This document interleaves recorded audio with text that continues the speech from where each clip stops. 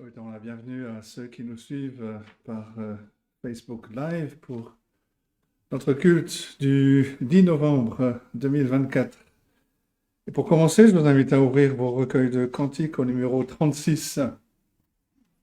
Cantique numéro 36. Loué soit Dieu, le Seigneur, le puissant roi de gloire. Mon âme, il faut l'acclamer par un chant de victoire. Réveille-toi, viens au-devant de ton roi pour célébrer sa mémoire. Cantique numéro 36.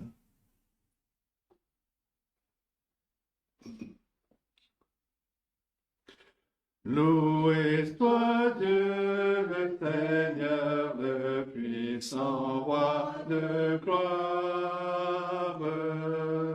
Mon âme, il faut l'acclamer par un chant de victoire.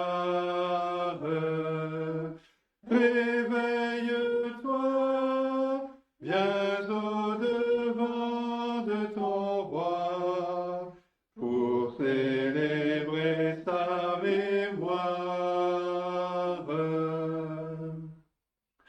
Loué soit Dieu, le Créateur, le souverain Maître.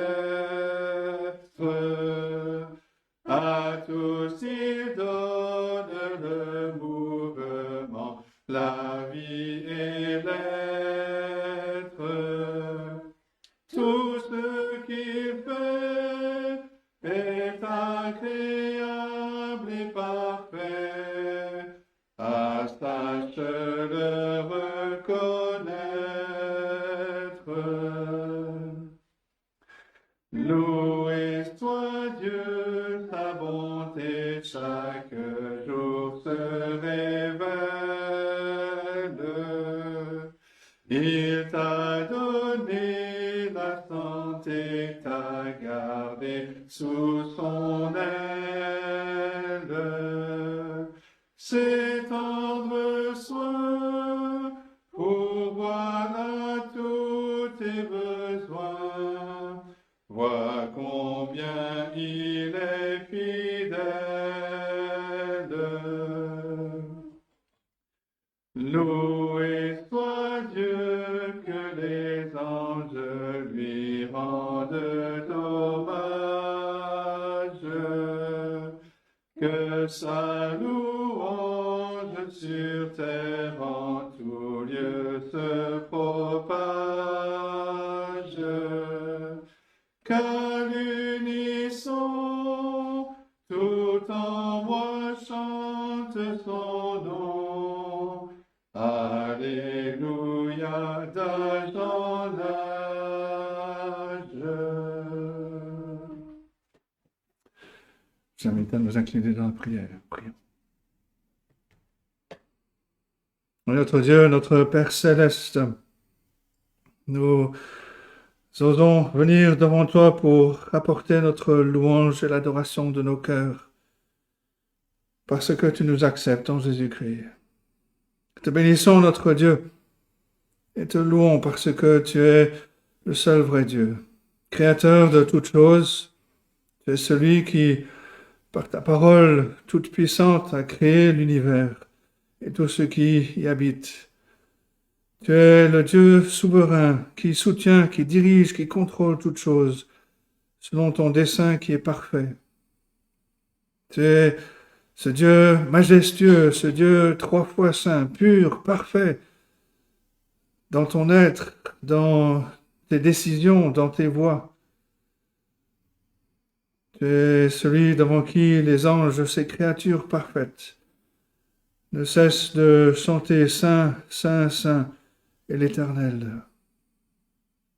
Tu es le Dieu qui connaît toutes choses, devant qui rien n'est caché.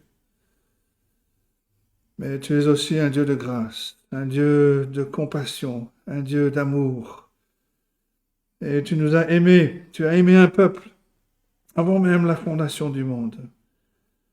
Tu as choisi un peuple et tu nous as donné ton Fils, notre Seigneur Jésus-Christ, comme sauveur, comme substitut, comme celui qui est venu comme l'agneau qui a été immolé à notre place. Et nous te louons, notre Dieu, de ce que ton Fils a accepté de venir, de prendre sur lui notre nature humaine, de venir dans ce monde sans péché, de connaître tout ce que nous connaissons, mais sans commettre de péché, et d'offrir sa vie en rançon pour nous. C'est par ses meurtrissures que nous sommes guéris. C'est par l'offrande qu'il a faite une fois pour toutes que nous sommes réconciliés avec toi, que nous avons la paix avec toi, que ta justice a été satisfaite et que ta colère a été détournée de nous pour être déversée sur ton Fils. Te bénissons, notre Dieu, pour ce sacrifice parfait, pour ce don merveilleux que tu nous as fait en nous envoyant ton Fils, né d'une femme, né prenant notre chair et vivant une vie parfaite et souffrant à notre place. Mais tu l'as ressuscité des morts et tu l'as fait asseoir à ta droite où il attend que ses ennemis deviennent son marchepied, qu'un jour il revienne chercher son Église, chercher son épouse pour l'amener avec lui dans la gloire. Et nous te bénissons, nous te louons pour cette espérance glorieuse que tu nous as donnée, d'être un jour avec lui pour l'éternité. Te remercions pour ces instants que tu nous permets de passer ensemble pour te chanter, pour ouvrir et méditer ta parole. Mais nous sommes conscients de nos faiblesses et nous te prions, notre Dieu, que tu nous aides. Tu nous aides à faire silence en nos cœurs, à taire toutes ces préoccupations de la semaine. Que nous soyons attentifs aux paroles que nous chantons, à ta parole que nous allons lire, que nous allons méditer. Que ton esprit vienne et qu'il parle à chacun d'entre nous. Et ce que nous demandons pour nous ici, nous te le demandons pour ton peuple. Partout où il se rassemble aujourd'hui sur la surface de cette terre, dans un petit nombre ou dans des grandes assemblées. Te prions, notre Dieu, que ton peuple soit encouragé, soit exhorté, soit édifié,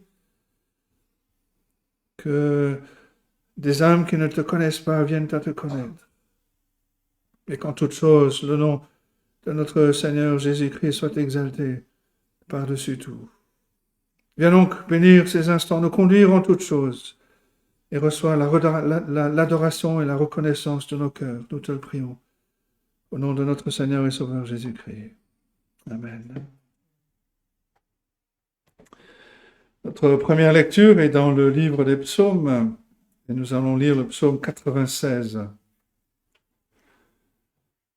Psaume 96,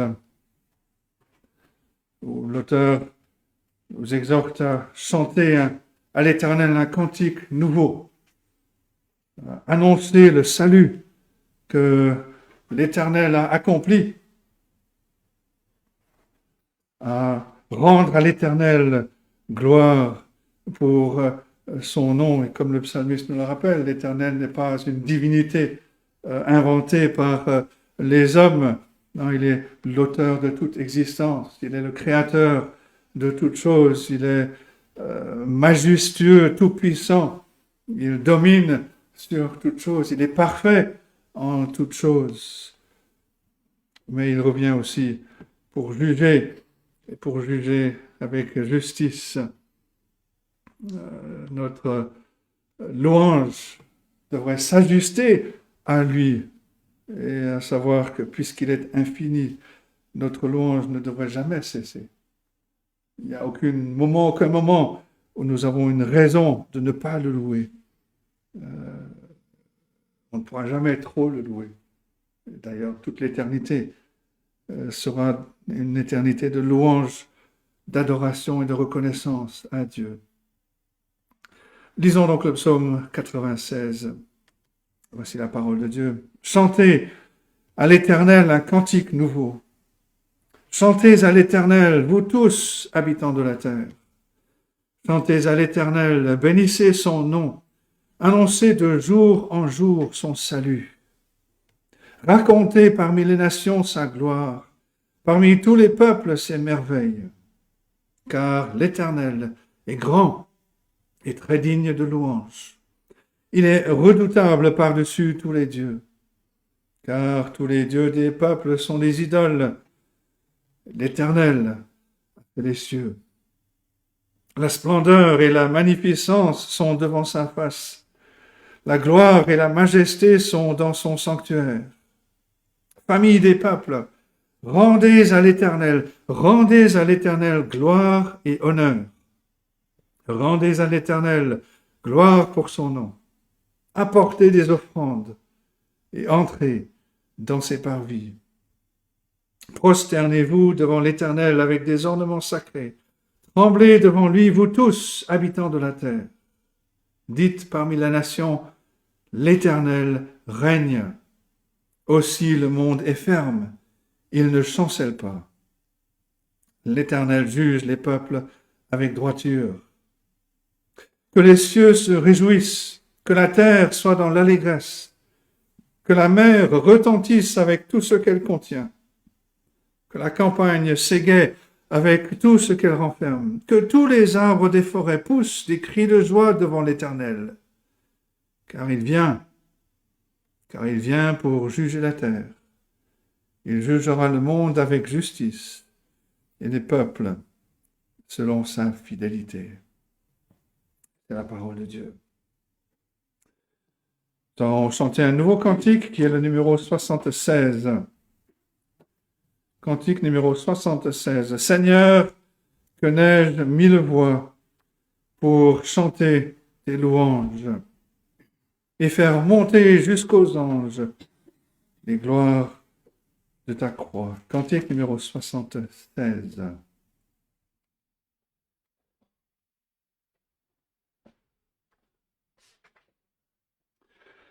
Seigneur, que n'ai-je mille voix pour chanter tes louanges, pour chanter tes louanges et faire monter jusqu'aux anges les gloires de ta gloire, les gloires de ta gloire, ta gloire, les gloires de ta gloire.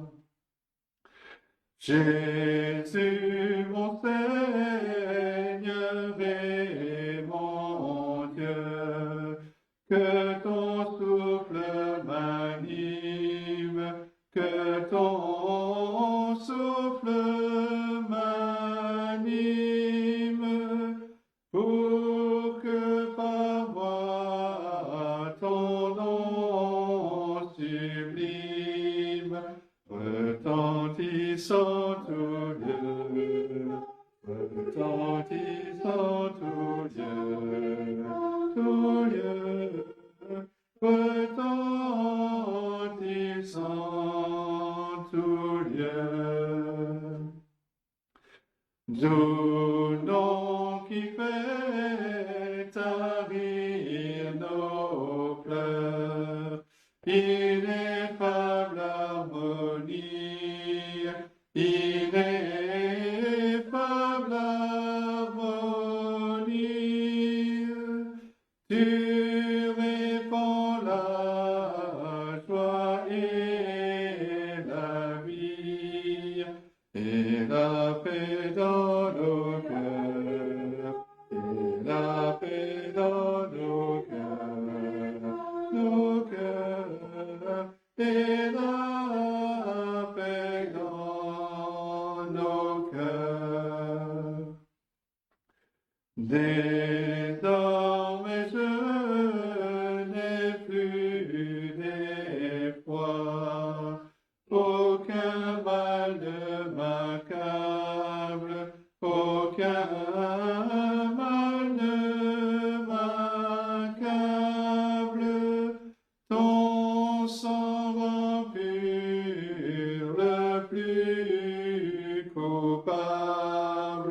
ton sang coula pour moi, ton sang coula pour moi, ton sang coula pour moi.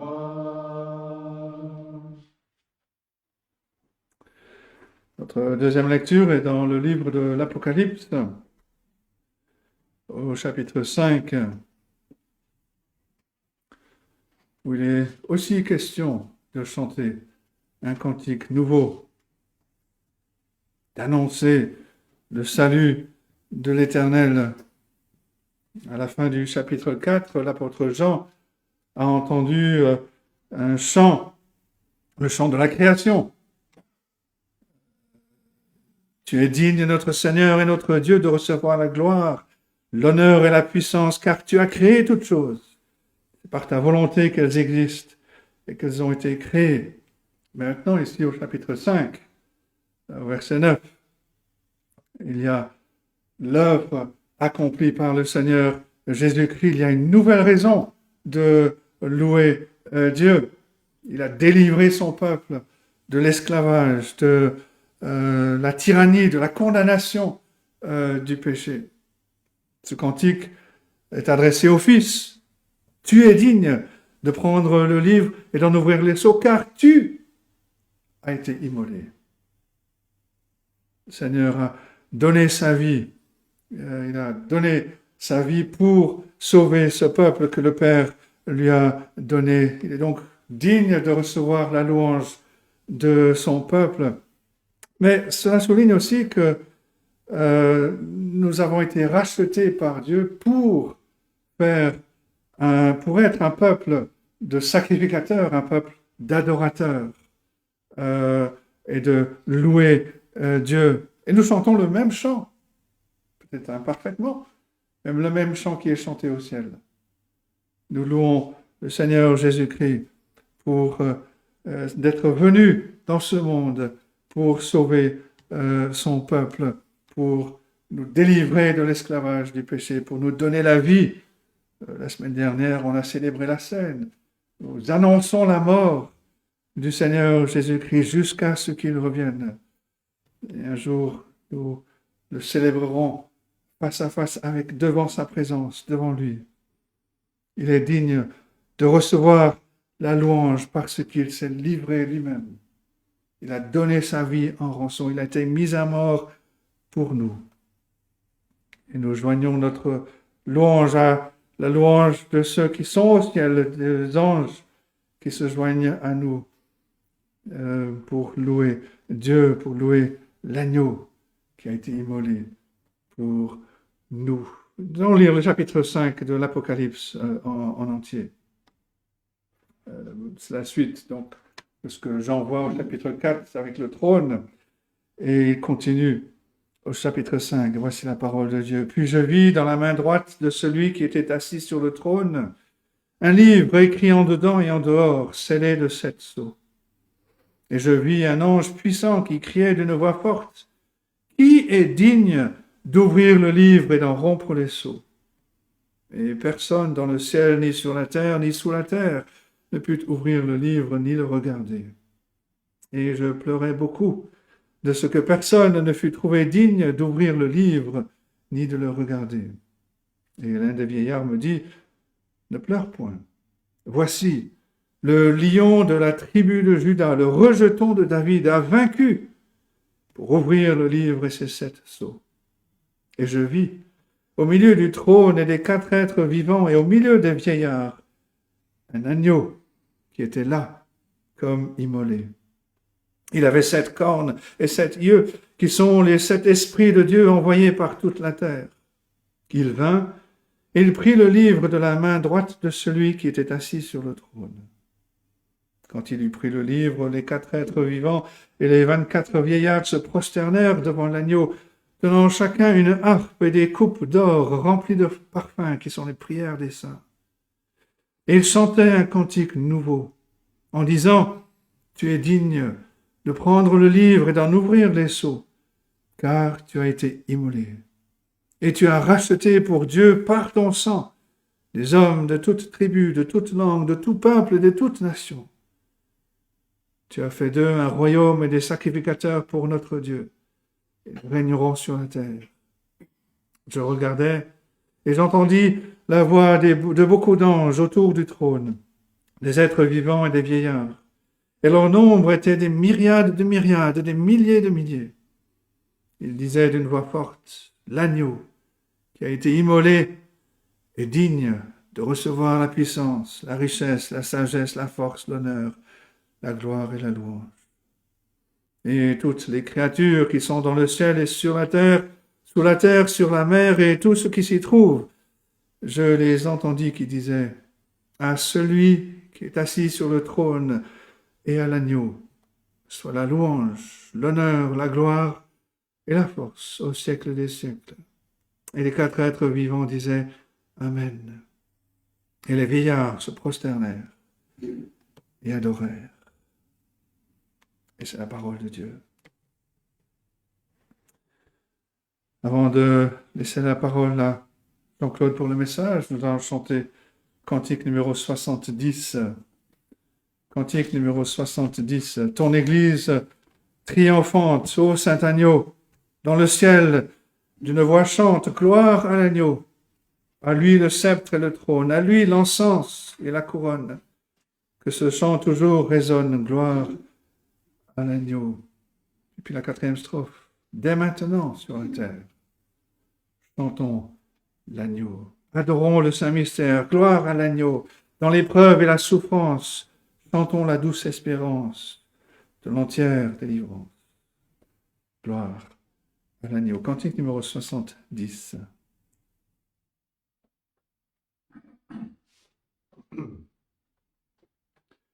Ton Église triomphante, ô Saint Agneau, dans ton ciel d'une voix chante, gloire à l'agneau.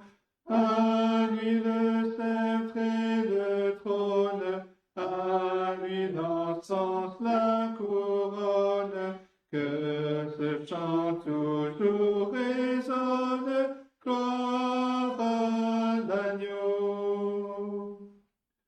Ô merveilleuse harmonie devant l'agneau, toute l'Église est unie, gloire à l'agneau. Rassemblés de toute race, sauvés par la même grâce, jamais ce cœur ne se lasse, gloire à l'agneau. Rachetés que vos louanges devant l'agneau s'unissent au cœur des anges, gloire à l'agneau. Gloire à la sainte victime, son sang lava notre crime et nous sauva de l'abîme, gloire à l'agneau. Dès maintenant sur la terre, chantons l'agneau. Adorons le Saint Mystère, gloire à l'agneau. Dans l'épreuve et la souffrance, chantons la douce espérance de l'entière délivrance, gloire à l'agneau.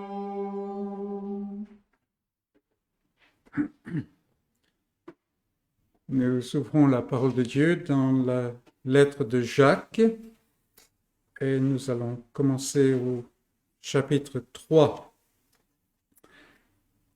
On va lire quelques versets, on va lire les 12 premiers versets, mais notre étude ce matin se focalisera sur les 2 premiers versets et nous regardons la démangeaison d'enseigner. Donc Jacques, chapitre 3, verset 1. Mes frères, qu'il n'y ait pas parmi vous un grand nombre de personnes qui se mettent à enseigner, car vous savez que nous serons jugés plus sévèrement. Nous bronchons tous de plusieurs manières. Si quelqu'un ne bronche point en parole, c'est un homme parfait, capable de tenir tout son corps en bride. Si nous mettons le mors dans la bouche des chevaux pour qu'ils nous obéissent, nous dirigeons ainsi leur corps tout entier. Voici, même les navires qui sont si grands et que poussent des vents impétueux sont dirigés par un très petit gouvernail au gré du pilote. De même, la langue est un petit membre et elle se vante de grandes choses. Voyez comme un petit feu peut embraser une grande forêt. La langue aussi est un feu. C'est le monde de l'iniquité. La langue est placée parmi nos membres, souillant tout le corps et enflammant le cours de la vie, étant elle-même enflammée par la géhenne. Toutes les espèces de bêtes, d'oiseaux, de reptiles et d'animaux marins sont domptées et ont été domptées par l'homme. Mais la langue, aucun homme ne peut la dompter. C'est un mal qu'on ne peut réprimer. Elle est pleine d'un venin mortel. Par elle, nous bénissons le Seigneur notre Père, et par elle, nous maudissons les hommes faits à l'image de Dieu. De la même bouche sortent la bénédiction et la malédiction. Il ne faut pas, mes frères, qu'il en soit ainsi. La source fait-elle jaillir par la même ouverture l'eau douce et l'eau amère? Un figuier, mes frères, peut-il produire des olives ou une vigne des figues? De l'eau salée ne peut pas non plus produire de l'eau douce. Et c'est la parole de Dieu. Donc nous regardons ce matin les 2 premiers versets de notre passage. Donc dans notre chapitre 3, Jacques aborde un 3e cas d'étude. On en a déjà vu 2, et celui-ci va couvrir une bonne partie du chapitre, ce que nous venons de lire, et c'est ici encore une situation où l'esprit de la chair, l'esprit du monde, vient menacer d'une part la spiritualité de l'Église, d'autre part cet esprit vient enfermer le croyant dans la prison de son égocentrisme, mais aussi cet esprit vient souiller le témoignage de l'Évangile. Nous avons déjà vu cela dans les 2 premiers cas d'étude. Jacques a pour grande ambition que ses frères vivent comme des frères. Et ce cas d'étude, en fait, va être assez difficile à aborder. Alors, le texte lui-même n'est pas des plus simples, mais c'est surtout à cause du fait que ce que dit Jacques ici dans ces 12 versets tape très près, n'est-ce pas, et est très personnel. Donc, soyons à l'écoute pour ne pas être des auditeurs seuls et des auditeurs oublieux. Dans notre passage, on arrive à le décortiquer assez facilement. Nous avons une exhortation qui a la force d'un avertissement. Et cette exhortation est accompagnée de 2 raisons qui permettent de prendre garde, qui appuient le fait qu'il faut prendre garde. Et tout cela est suivi par un modèle. Et on va développer cela. Et puis ensuite, dans le reste de ce passage, de la section, là, Jacques élargit son sujet pour montrer que l'être humain possède en lui de grandes capacités qui présentent de grands dangers en raison de son état de péché. Donc voilà un peu la structure qu'on peut trouver dans ce passage. On ira dans les détails par la suite. Mais voyons maintenant, en premier point, des personnes qui se mettent à enseigner. Des personnes qui se mettent à enseigner. Le texte d'origine dit en fait « ne soyez pas beaucoup d'enseignants ». Et la négation est mise en premier. On pourrait dire, pas beaucoup d'enseignants, ne soyez. Et ce faisant, Jacques donne à son exhortation presque la force d'une interdiction. Mais notre version a bien saisi la pensée de Jacques, dans le sens où il ne parle pas tant de la structure de l'Église, c'est-à-dire qui fait quoi dans l'Église, qui est qui, et ainsi de suite, mais plutôt un esprit qui peut aisément se manifester parmi les frères. Donc on n'est pas ici en train de parler d'une structure d'Église. Et on va le développer. Commençons par dire que l'exhortation de Jacques est étrange. Une exhortation étrange. En effet, toute l'Écriture encourage l'enseignement de la bonne nouvelle du salut. Dieu lui-même enseigne son peuple et lui ordonne d'enseigner cela à ses enfants et aux enfants de ses enfants. Et nous avons plusieurs fois cette répétition dans l'Ancien Testament. Dans les Proverbes, Salomon recommande « Instruis l'enfant selon la voie qu'il doit suivre, et quand il sera vieux, il ne s'en détournera pas. » Proverbe 22, 6. Juste une toute petite parenthèse, ça, ce n'est pas une assurance tout risque pour le fait que les enfants des croyants seront convertis, mais qu'ils ne se détourneront pas de l'enseignement. Quel est le mandat que Jésus donne à ses disciples pour l'âge de l'Évangile? Allez, faites de toutes les nations des disciples, les baptisant et enseignez-leur tout ce que je vous ai prescrit. Matthieu 28, 19 et 20. Là encore, on voit cet enseignement qui est fondamental. Dans l'Ancien Testament, quelqu'un vient voir Moïse. Et Moïse est le grand prophète de Dieu. Et il vient le voir pour lui dire que certains hommes prophétisent dans le camp. Et Josué, qui est rempli de zèle, dit à Moïse, « Empêche-les !» Mais dans la sagesse de Dieu, Moïse répond, « Puisse tout le peuple de Dieu être composé de prophètes. » En fait, c'est une prophétie qui s'est réalisée avec l'âge de l'Évangile. C'est Nombre 11, si vous prenez des notes, Nombre 11, 26 à 29. Cet incident est particulièrement intéressant pour notre situation locale et notre réflexion. L'Éternel avait sommé Moïse de rassembler les anciens des tribus devant le tabernacle. Il allait prendre, l'Éternel allait prendre de l'esprit de prophétie qui reposait sur Moïse pour en recouvrir ses hommes.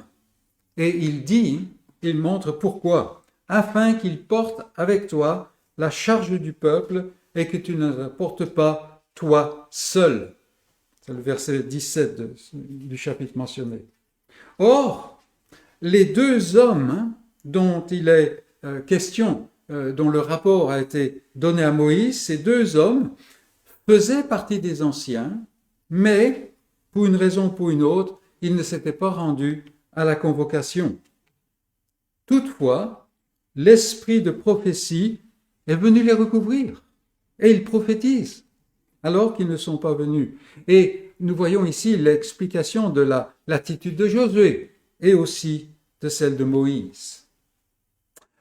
Revenons dans le Nouveau Testament. Et juste la petite parenthèse, quand on parle de prophétie dans l'Ancien Testament, il y a toute cette dimension d'enseignement. Revenons dans le Nouveau Testament. Nous voyons le désir qui habite le cœur du Seigneur quand il dit à ses disciples « La moisson est grande, mais il y a peu d'ouvriers. Priez le maître de la moisson d'envoyer des ouvriers dans sa moisson. » Et bien sûr, de les envoyer pour enseigner. Matthieu 9, 37-38.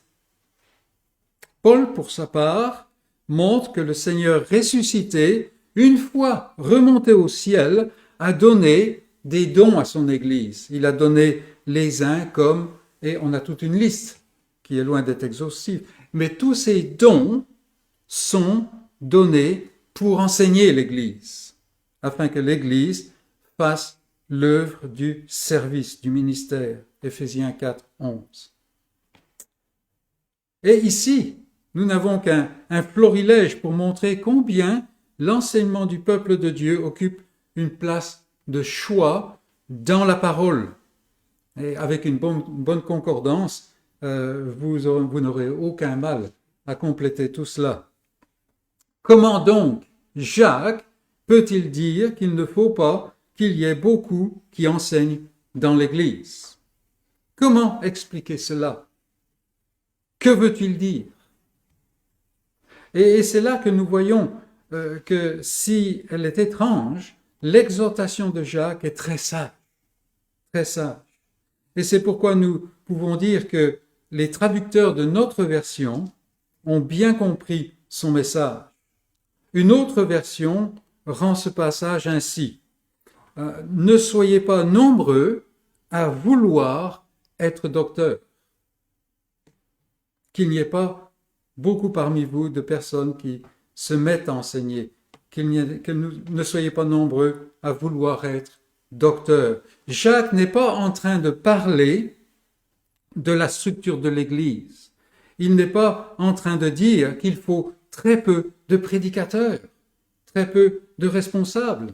Non, il parle d'un esprit qui peut s'immiscer parmi le peuple de Dieu, d'une ambition qui peut emprisonner les croyants.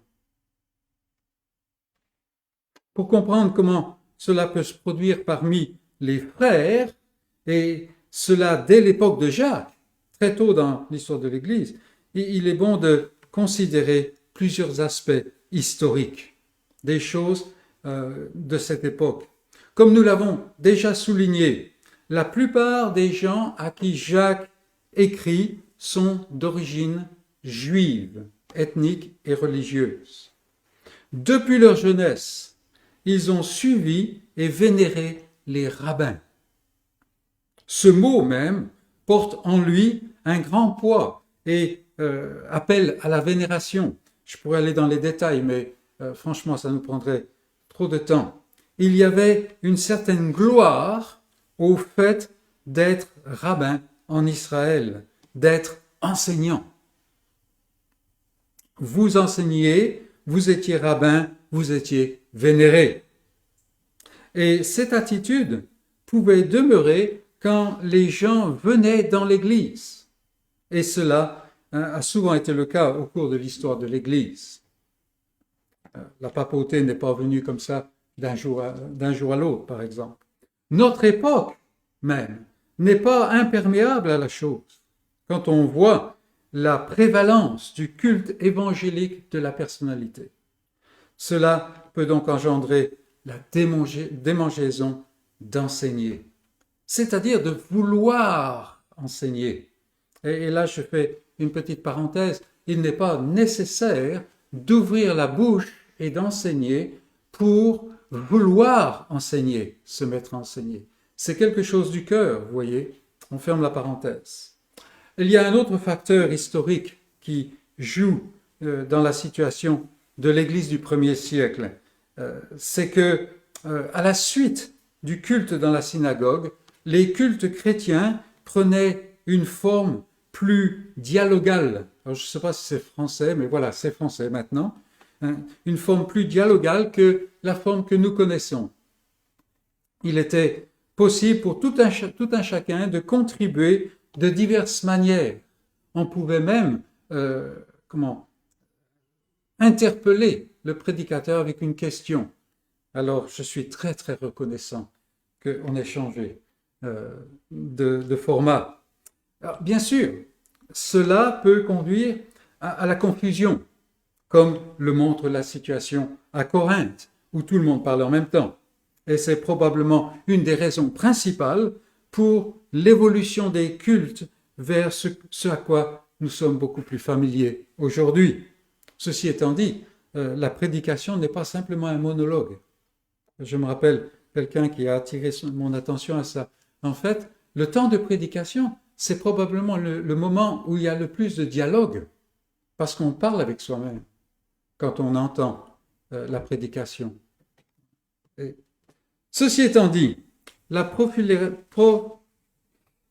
prolifération des études bibliques que nous constatons aujourd'hui, et ça faisait de nombreuses années qu'on n'avait pas suivi une étude biblique de la sorte. Je ne parle pas des études bibliques dans le sein d'une assemblée, n'est-ce pas, où il y a une certaine structure.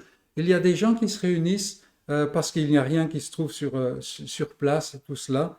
Et voilà, alors récemment, on a assisté à une étude de ce genre. Ces genres d'études nous permettent de voir comment on peut revenir à l'ancienne situation, la situation qui avait lieu au début. Mais ici, personne n'a vraiment la capacité d'enseigner dans ce genre d'études. Surtout, personne n'a préparé. On sait qu'on va aborder un texte, on l'a lu, peut-être plusieurs fois même. Et en fait, tout le monde a la possibilité de partager ce qui lui passe par la tête, aussi trivial soit la chose. Et très souvent, le mysticisme prend le devant, ou simplement j'oserais dire même carrément des bondieuseries, des choses qui ont cours dans les milieux évangéliques, mais qui n'ont aucune base biblique. Et c'était ça. Sans vouloir être méchant, j'avais vraiment une impression de perdre le temps là, parce que quand on dit ce qu'on trouve dans le texte, on n'entend pas ce que les autres disent. Mais on va venir à ça, justement. Donc, il y a Jacques exhorte à ce qu'il n'y ait pas beaucoup de personnes qui se mettent à enseigner. C'est son exhortation, n'est-ce pas? Mais maintenant, nous pouvons voir comment il a dégagé, il a averti ses frères contre l'ambition d'enseigner. C'est notre second point, l'ambition d'enseigner. C'est en réalité exactement ce qu'aborde Jacques ici. Il y a deux facettes à cet aspect. Paul, par exemple, dit « Si quelqu'un aspire à la charge d'évêque, de surveillant, de responsable dans l'Église, il désire une œuvre excellente. » 1 Timothée 3, 1. Si quelqu'un aspire, il y a ambition là. Comme le montre Paul, la fonction d'enseigner dans l'Église est une œuvre excellente. Mais l'aspiration à cela peut ne pas tant l'être. Ce qui conduit l'apôtre à énoncer des vérifications pour s'assurer que le désir s'accompagne des qualifications nécessaires. Et on a tout ce passage dans 1 Timothée qui est répété plusieurs fois. Ici, Jacques parle de gens dans l'Église, frères parmi vous, dit-il, qui cherchent à se mettre à enseigner sans s'assurer qu'ils sont appelés par Dieu et équipés pour cela. Il parle plutôt contre l'élan du cœur. Comme l'exprime l'autre version, ces gens veulent être docteurs. Pourquoi cela est-il à éviter? J'ai noté plusieurs raisons, il y en a certainement d'autres. Premièrement, l'ambition tend à rabaisser les autres. Donner place à l'ambition amène à rabaisser les autres. Ce que je pense vaut mieux que les autres. C'est pour ça qu'il me faut le dire. Ma valeur va enrichir tout le monde. Je suis vraiment spécial pour Dieu, vu qu'il m'a révélé ce qu'il n'a pas révélé aux autres. Et si ces pensées et la manière dont je les exprime vous semblent caricaturales, alors je dois dire que vous ne connaissez pas bien votre cœur. Le désir de partager ce qu'on a compris est bon, mais il peut très facilement être vicié par le péché de notre nature. Je veux enseigner, mais est-ce que j'ai été enseigné moi-même? Et on l'a déjà dit plusieurs fois, celui qui veut se lever pour enseigner doit être capable de s'asseoir pour être enseigné. Sinon, c'est une interdiction formelle, en fait. Deuxièmement, donc l'ambition tend à rabaisser les autres dans le cœur. L'ambition tend à fermer les oreilles. Jacques a déjà abordé cet aspect au chapitre 1, verset 19. Ainsi que tout homme soit prompt à écouter, lent à parler.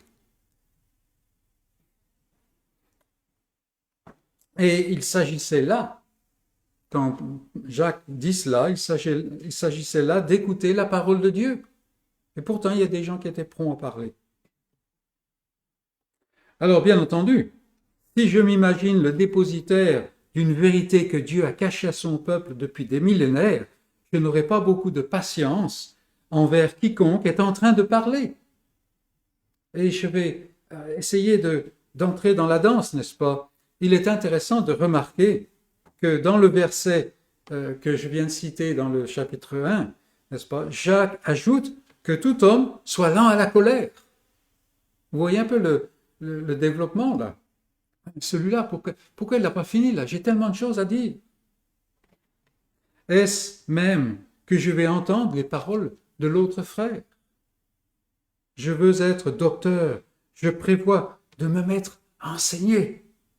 Ainsi, ma bouche, en s'ouvrant, ferme mes oreilles. Elle me rend étanche aux propos de l'autre et elle appauvrit l'Église parce qu'elle m'appauvrit moi. Donc l'ambition tend à rabaisser les autres, elle tend à fermer les oreilles. L'ambition est le cœur du problème. C'est quelque chose qui est dans le cœur. Nous avons vu que la responsabilité dans l'Église, qui inclut souvent l'enseignement, et je dirais pratiquement toujours, est une œuvre excellente, comme le dit Paul. Mais quand elle est motivée par l'ambition, elle devient quelque chose que Dieu exècre, dont il a absolument horreur. L'Écriture dit qu'il résiste aux orgueilleux. En fait, le texte dans l'original dit en fait, il tient les orgueilleux à bout de bras. Ils ne peuvent pas l'approcher. Vouloir servir le Seigneur est une bonne chose. Et celui qui n'a pas cette motivation en lui est au mieux un piètre chrétien. Mais le cœur est orgueilleux en raison du péché. Et ce penchant funeste se saisit rapidement pour faire tout centrer sur moi-même. Maintenant, ce n'est plus la vérité qui est au centre. Peut-être une vérité qui est vraie, qui est réelle, qui m'a touché, mais là, elle n'est plus au centre. Ce qui est au centre, c'est mon désir. Je veux enseigner. Bonne chose. Pourquoi est-ce que je veux enseigner? Quelles sont les motivations profondes qui m'habitent? Mes frères, dit Jacques, qu'il n'y ait pas parmi vous un grand nombre de personnes qui se mettent à enseigner. Jacques ajoute ensuite deux raisons. Deux raisons. La première, et c'est notre troisième point, un jugement plus sévère. Un jugement plus sévère. Et cela peut surprendre, là encore. L'Écriture ne dit-elle pas qu'il n'y a plus aucune condamnation pour celui qui est en Jésus-Christ? Et il y a des gens, effectivement, qui nient le fait que le croyant doit paraître devant le trône de jugement de Dieu. Mais il me semble, en ayant connu plusieurs, il me semble que c'est plus par réaction contre des abus enseignés au sujet des jugements et surtout au sujet des récompenses que ces gens-là sont si catégoriques. L'Écriture dit clairement, il nous faut tous comparaître devant le tribunal de Christ, afin que chacun reçoive selon le bien et le mal qu'il aura fait étant dans son corps. La référence est 2 Corinthiens 5, 10. Et remarquez bien que Paul ici écrit à des croyants et il parle de croyants. Et ce jugement nous trouvera tous, sans exception, coupables en nous-mêmes. Totalement coupables, aucun espoir. Il n'y a pas, ne pensons pas qu'il y a des degrés là. Pas du tout. Nous sommes tous coupables devant Dieu. Il y a suffisamment de passages bibliques qui le montrent. Parce que Dieu veut la perfection. Mais, ceci étant dit, jugement ne veut pas dire condamnation. Nous sommes tous condamnés déjà par nature. C'est même pas le fait d'être conçu, c'est le fait que ceux qui conçoivent l'enfant, l'embryon, sont déjà humains. Nous sommes tous coupables devant Dieu par nature. Le jugement ne va pas faire de différence. La différence est que dans le cas des croyants, il y a auprès du trône un avocat qui prend leur défense, Jésus-Christ le juste. Et il a des arguments imparables pour écarter la condamnation. C'est pour ça que nous pouvons dire qu'il n'y a plus aucune condamnation. Dans le cas de l'enseignant, ou de celui qui se met à enseigner, de celui qui veut être docteur, la barre est mise plus haut. Il aura plus de raisons, si on peut dire, de rougir que normalement lors du jugement. Paul parle de cela quand il écrit aux Corinthiens. Et il parle du ministère là. Pour commencer, il montre qu'il faut bâtir sur un bon fondement. Il y a un seul fondement sur lequel bâtir, Jésus-Christ. Mais il est possible de bâtir sur ce fondement avec des matériaux qui sont indignes, comme par exemple l'ambition personnelle. Le jour vient qui éprouvera l'œuvre par le feu, et la personne en elle-même, dit Paul, sera sauvée, si cette personne est un croyant, mais le reste sera détruit. Et Jacques ici dit, mes frères, qu'il n'y ait pas parmi vous un grand nombre de personnes qui se mettent à enseigner, parce qu'il y a un jugement plus sévère. Et il continue par une deuxième raison, et elle est liée en fait. Il y a un jugement plus sévère, et déjà, nous sommes tous condamnés, nous sommes tous coupables. Et là, il le montre, la deuxième raison, et c'est notre point suivant. Nous bronchons tous. Nous bronchons tous. Deuxième raison que Jacques évoque. Alors, le verbe broncher n'est pas un terme qu'on utilise couramment.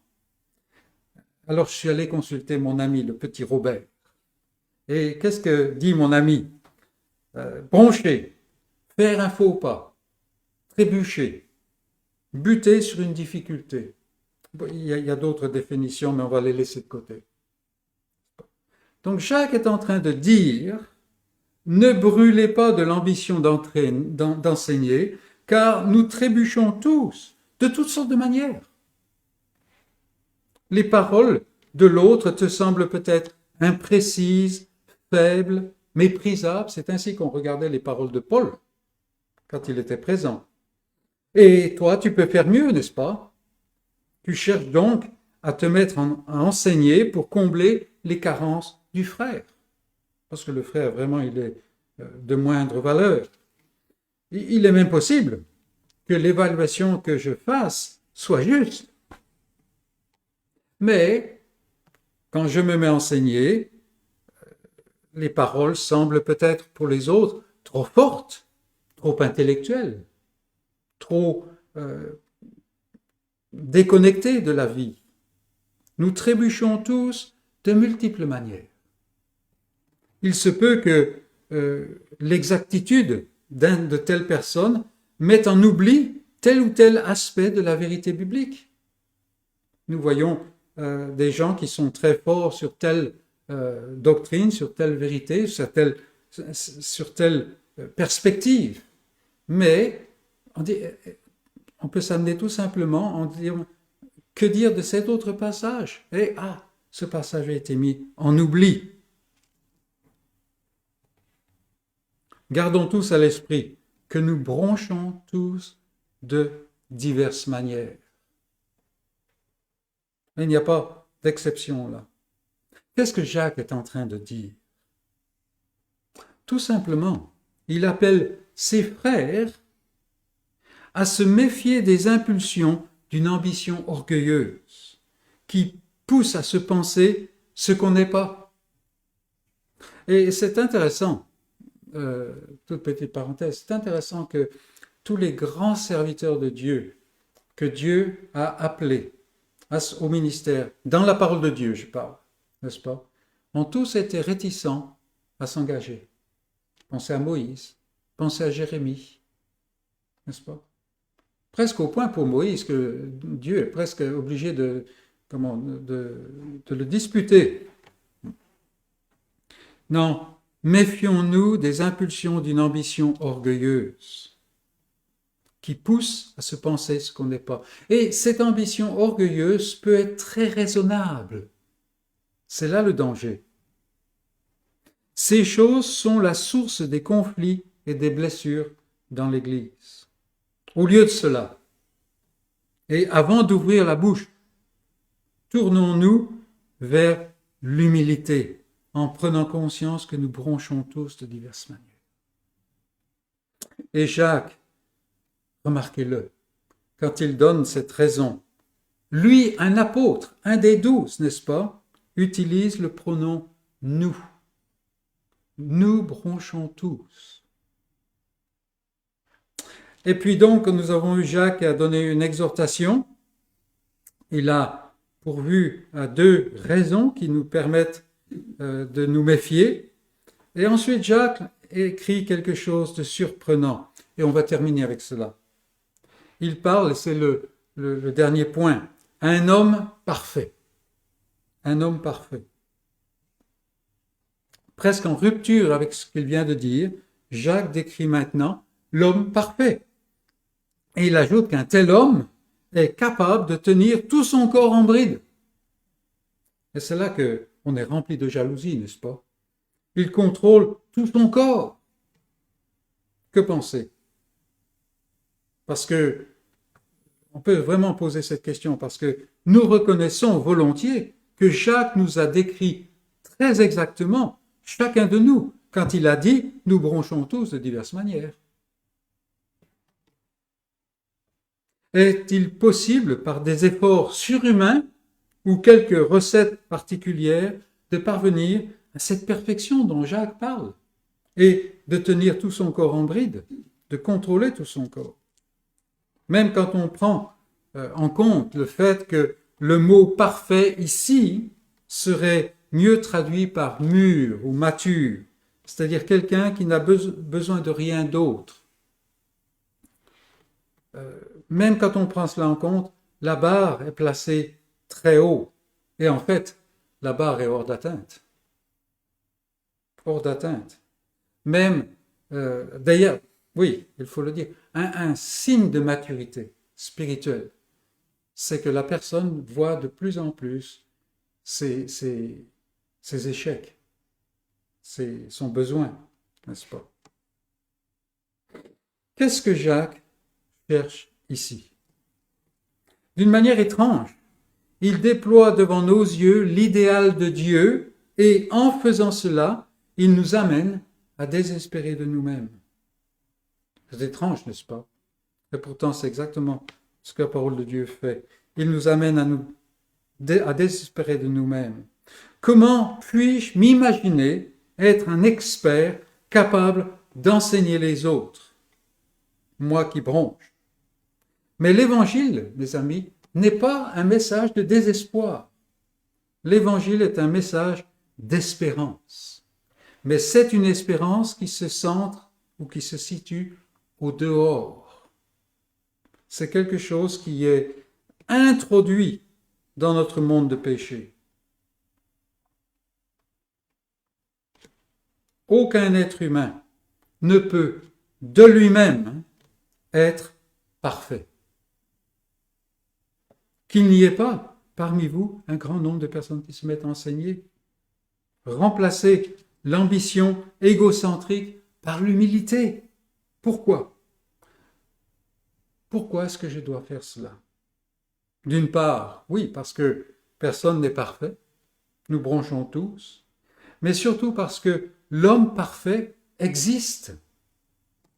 L'homme parfait existe parce que cet homme parfait nous a rachetés, nous frères, et que sa vie vibre en nous par son esprit. Lui qui avait toutes les raisons et toute la puissance pour se venger, lui qui est le maître par excellence, a choisi un autre chemin, une autre voie. Même à l'âge de 12 ans, il étonnait les docteurs de la loi par son enseignement, par la manière dont il comprenait la loi. Le peuple, plus tard, l'écoutait avec joie, car il n'enseignait pas comme les pharisiens, avec autorité. Il ne se contentait pas d'enseigner. Cet homme parfait est lui-même l'enseignement. Et que voyons-nous chez lui? Écoutons les propos de Pierre. Lui qui n'a point commis de péché. C'est l'homme parfait, n'est-ce pas? Et dans la bouche duquel il ne s'est point trouvé de fraude. Il est capable de tenir tout son corps en bride. Lui qui, injurié, ne faisait point de menaces.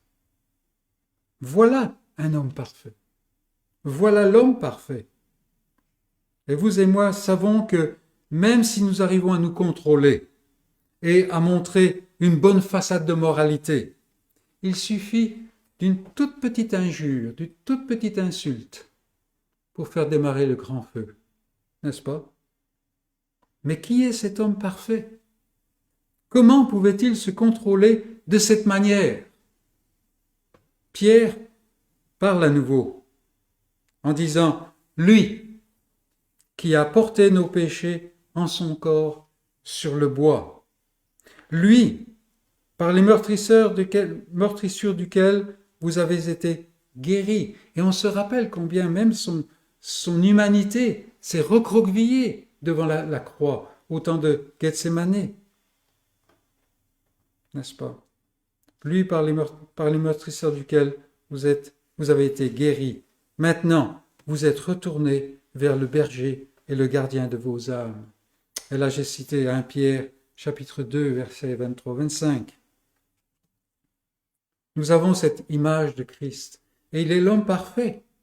Mais posons-nous une question, comment est-ce qu'il peut être l'homme parfait? Pourquoi est-ce qu'il est l'homme parfait? Christ a enduré l'opposition. Il a mis de côté ses droits. Il s'est humilié. Pourquoi? Par obéissance et par amour pour son Père. Le dessein éternel de Dieu était toujours devant ses yeux. Et il a été capable d'aller de mépriser l'ignominie de la croix, n'est-ce pas? Or, pour quiconque se met à enseigner ou cherche à se mettre à enseigner, pour quiconque veut être docteur, il y a une grande caractéristique qui manque: l'obéissance à Dieu et l'amour pour Dieu. Le moi occupe tout l'horizon. Et Jacques vient montrer que le meilleur antidote à une ambition arrogante et égocentrique est l'obéissance et l'amour envers Dieu dans l'humilité de la grâce, c'est-à-dire dans le cadre de ce dessein d'alliance. C'est aussi pour cela que Pierre, dans le passage qui a précédé celui que nous venons de citer, enjoint aux esclaves de se soumettre. Ça, c'est vraiment pas la chair, n'est-ce pas?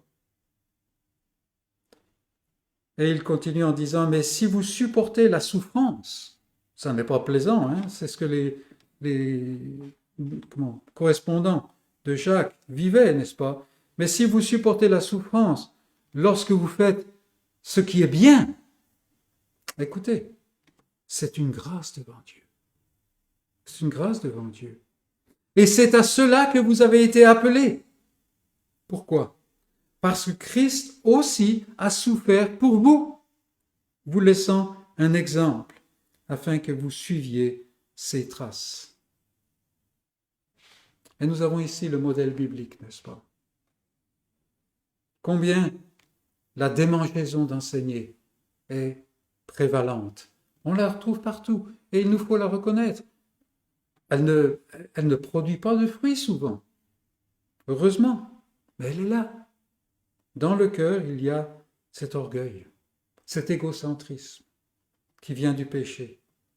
Et nous avons ici l'image de Christ qui a mis de côté ses droits parce que son Père l'a envoyé pour accomplir le dessein éternel.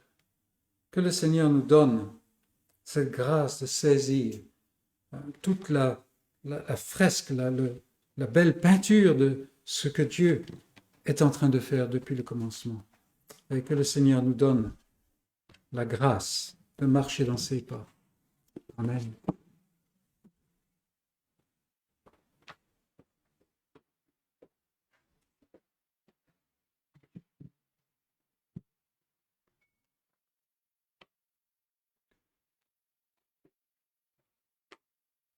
Vous avez été à ouvrir vos recueils de cantiques au numéro 214.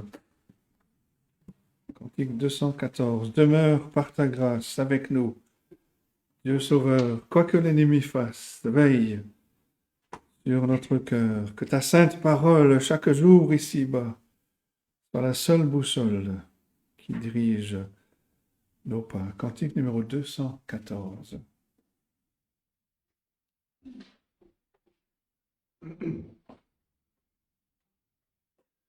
Demeure par ta grâce avec nous, Dieu Sauveur, quoi que l'ennemi fasse, veille sur notre cœur. Que ta sainte parole, chaque jour ici-bas, soit la seule boussole qui dirige nos pas. Éternelle lumière, que ta vive splendeur nous guide, nous éclaire et nous garde d'erreur. Étends sur nous ton aile et demeure à jamais avec nous, Dieu fidèle, répands sur nous ta paix. Nous allons chanter un deuxième cantique, mais avant cela, nous allons dire au revoir à ceux qui nous ont suivis sur Facebook Live, en leur souhaitant un bon dimanche et une bonne semaine.